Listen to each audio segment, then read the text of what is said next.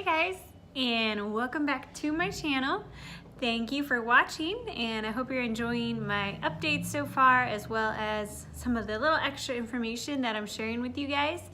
Like I mentioned in my first video that I put up on here, my goal with this channel is to not only track my journey, but also to share with you guys, with new moms, with expecting moms, how my journey's going, the struggles I'm going through, and then also what I'm learning along the way. So today the topic is going to be natural or alternative comfort measures during labor. Since many of you know that we have decided to go with a birthing center and have midwives, so I will not be doing pain medication during labor, despite how crazy people might think I am. So to go along with that, for our evidence-based birth class, I am learning some natural ways to kind of combat the pain or take my mind out the pain, etc., etc. So the first thing that really affects the pain of labor and either makes it worse or makes it better is the environment in which you're giving labor in. So the number one tip that the midwives and our evidence-based birth class instructor said is when you first go into labor, the best thing you can do is spend the most amount of time at home. Because when you're at home, you're safe, you're comfortable, you can move about as you want, you can eat, you can drink, pretty much do whatever you want. However, once you transport to, say, the hospital, that's not the case anymore. You're under someone else's care. So environment matters. However, once you do get transported to the hospital, the best thing you can do is have your partner, your spouse, help you create a calm environment in the labor and delivery room. We are one of the only mammals that gives birth while everyone is watching, it seems like. So if you don't want people in the room, you don't have to have people in the room. If you just want, your husband in the room or your partner, that's fine too. But the best thing you can do is try and create a calm environment for yourself. So as you're getting moved into the hospital, maybe put in some earbuds with some calming music. Once you get into the room, have your partner dim the lights. And yes, that is okay, because this is your room, your birth, you're allowed to dim the lights. And then have people speak in soft voices. Try not to have people yelling and running about in and out of your room. And then if you're having a home birth or a birthing center birth, you can even have your partner put a sign on the door that says birth in process, please don't barge in, so that people aren't just coming and going as they please while you're giving birth. Because, you do want some people there, but you don't want your whole entire family there while you're giving birth. So environment plays a lot in the pain. They did studies in women who get transported to the hospital. Actually, it starts to slow down their labor. And the reason their labor slows down is because once you get into that environment, your stress hormone rises and you go into a fight or flight mode, and your contractions actually start to slow down. So creating that calming environment is not only going to help with the pain, but it's going to speed up the process of labor as well.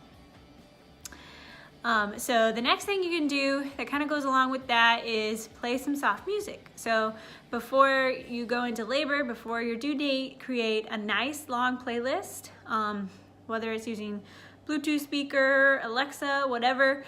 Play some soft music while you're in labor so that your mind can be thinking about something else besides the pain in the moment. And there's lots of studies that say music helps with that. And then another thing you can do is nourishment. So it is okay to eat and drink during labor. Obviously, you don't want to have a burger and fries, but labor is long. Sometimes it can be 2 days long. And if you don't eat or drink for that whole 2 days, you will come out extremely dehydrated as well as extremely tired. Labor is hard work. So you need nourishment to get through it. So rule of thumb is you should drink water after every contraction. So contraction's over, it's calmed down, take a sip of water, just a sip.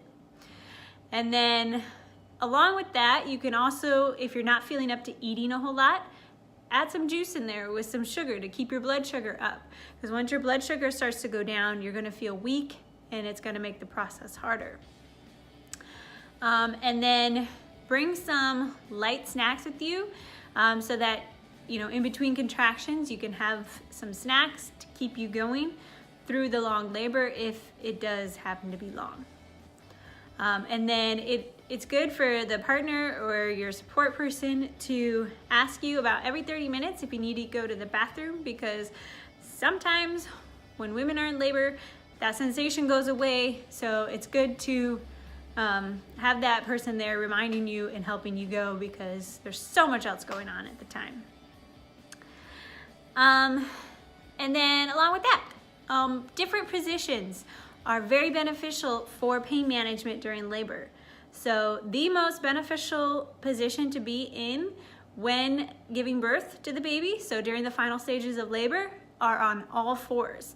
So anatomically speaking, gravitationally speaking, all fours is your best bet to get the baby out smoothly. However, labor is long, has 3 different stages. You have early, middle, and late. So as you're in the early stages, move around, try to get comfortable. While you're at home, take a hot shower or a bath. And then, just kind of make yourself comfortable. What we started working with through our birthing class is a birthing ball, which is pretty much just a yoga ball. And you can either sit on it, you can lean on it, you can do all sorts of positions around the birthing ball. And that kind of helps you to get more comfortable instead of just laying there flat on your back in a bed, which is actually the worst position you could be in for labor, and it will not be comfortable, I can guarantee you that. And then while you're moving around, getting comfortable, finding your position, your partner can help by giving you a massage. So just rubbing your back, whatever feels good to you in the moment, because labor is long, so what feels good now might not feel good later, vice versa, or you just might not be feeling it at all. But let them try and help. Let them try, and even putting a hand on your back can sometimes take the pain away from what's going on somewhere else. So massage is a great tool, as well as, I thought this was really interesting, it's called Acupressure. Now it's in the same family as acupuncture, but this is just applying pressure to certain pressure points on the body. And what that does is, you're not supposed to do it until at least 37 weeks and beyond, because it can actually induce labor. And then during labor, it can reduce the pain and speed up the process. So there's lots of different pressure points that your body has. And I might be able to attach the PDF below of the different pressure points and where to find them. But I thought that was a really good tool to use, especially since 1, it's the possibility of speeding up labor, and 2, maybe you're 40 weeks and you're just ready to give birth, it might help you induce labor. So that is another tool you can use. Most important thing though with natural birth, natural pain management, is you have to be your own advocate, because when you go to the hospital, there's just going to be a billion things going on.